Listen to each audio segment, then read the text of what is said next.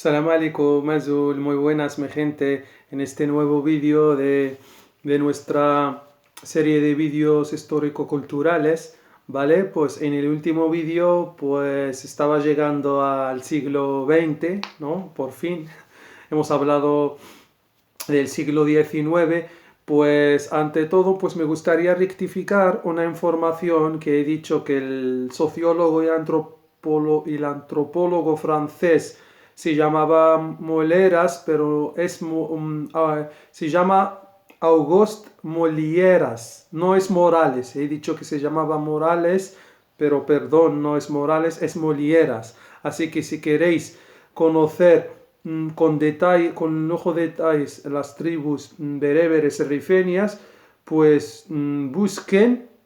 Creo que su libro está en versión original en francés, pero está también traducido al árabe. No sé si hay alguna versión, creo que no hay una versión en español, más nos hubiera gustado que haya una versión en francés. Pues quién sabe que en el futuro quizás aparezca una versión en español, digo en español. Así que lo podéis buscar. Creo que hay un documento PDF en Google, en árabe y francés. Si ponéis Auguste Molieras, Maroc Ancunu, pues ahí podéis leer sobre las tribus rifenias. Bueno, pues también me gustaría matizar en el siglo XIX que hubo la conocida guerra de Tetuán, ¿no? Que fue a raíz de unos, no sé, unos malos entendidos, pero era adrede para que España ponga al sultanato alauita, que gobernaba desde el siglo XVII, como hemos contado, para poner al sultanato alauita en apuros y endeudarlo. Y endeudarlo, pues entonces unas tribus de afueras de la ciudad de Tetuán, se llaman Fahsanjra, pues entonces hubo un problema entre ellos que provocó una guerra que duró unos 3 meses entre 1859 y 1860, que a raíz de esa guerra, pues el sultán alauita pues tuvo que firmar muchas sediciones, ¿no? O sea, cedía muchas partes de las islas como la de Perejil y, y bueno, y también eso que luego desembocará entre comillas, protectorado español en esa zona a partir de 1912. Bueno, pues si partimos, si volvemos a las tribus rifenias, pues allí que ellas estaban viviendo, como he contado antes, como en estados independientes, porque tenían su organigrama, tenían sus líderes como se llamaban Imrar, ¿no? Lo que eran los cabecillas de las tribus, y también tenían como su pequeño parlamento, que era que se llamaba agrau, donde pues este agrau pues lo consensuaban. Pues fíjate que estamos hablando de tribus que los occidentalistas decían incivilizados. Pues yo matizo aquí que esas tribus no eran para nada incivilizadas, porque estaban organizadas, tenían un líder, tenían como un pequeño parlamento donde se discutían los asuntos del día a día, los asuntos jurídicos, los asuntos de sucesiones o de herencias bueno, algunos delitos o crímenes que se pueden, robos, alguna pelea que se suelen pasar ahí en las tribus, pues tenían su consejo que era como un poco de todo, era político, judicial, y ahí pues arbitraba y dictaba las sentencias, y eran muy recibidas por parte del pueblo, porque ese mismo pueblo es el que elige a ese aparato de agrado, ¿no? Del consejo tribal, podemos decir que consejo tribal, que gestionaba y administraba esos asuntos tribales. Así que la cosa se quedó así. Y bueno, hasta que el sultanato alawita pues mandó a un tal Zarhuni para hacer, que se llama en árabe la fitna, ¿no? Un caos entre las tribus. Pues este dichoso hombre pues causó muchas pérdidas y muchas muertes por esas tribus, pero bueno, estoy hablando de principios del siglo XX.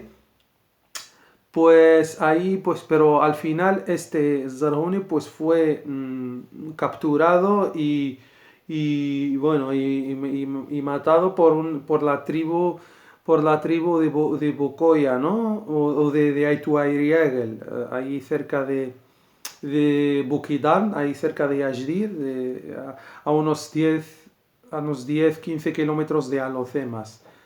Y bueno, pues también me gustaría recordar que en 1882, perdón, 1882, nació Mohammed bin Abdelkrim el-Khattabi, que ya luego será el presidente de la República Confederal de las Tribus Rifenias en 1921, después de haber resistido la invasión y haberse opuesto entre comillas, protectorado, porque no era protectorado, era más bien colonización española en la zona del Rif. Pues entonces nació en una familia, una familia conocida en Ajdir, ¿no? En una afueras de Alocemas, como unos 10 kilómetros más o menos. Y su padre era un qadi, o sea, como el personaje que arbitraba o daba sentencias jurídicas especialmente, el qadi, como podemos decir el magistrado, pero especializado en asuntos de herencia, sucesiones, porque podría matizar que en los asuntos de patrimonio, sucesiones, herencia, tanto materiales como inmateriales, pues en los países de confesión islámica, pues eso lo rige a través del Corán, a través de las órdenes del Corán, no el Código Civil, como suele pasar en todos los países que son laicos, no confesionales, como pasa aquí en España. Pues entonces su padre hacía como de esto. En el consejo que he mencionado de los Imgar, ¿no? El consejo tribal que tenían en Aituariegel, pues me gustaría aquí señalar también un interesante y muy útil libro escrito por David Hart Montgomery, que es un sociólogo y antropólogo estadounidense muy famoso, pues lo ha escrito en el siglo XX, pues que habla de Aituariegel, precisamente de esta tribu, pues se llama The Aituariegel, pues escrito por David Hart Montgomery. Creo que sí que existe alguna versión en español que podéis buscar. Su versión original está en inglés, pero ya creo que está traducido a varios idiomas, entre ellos obviamente al árabe, al francés y también al español.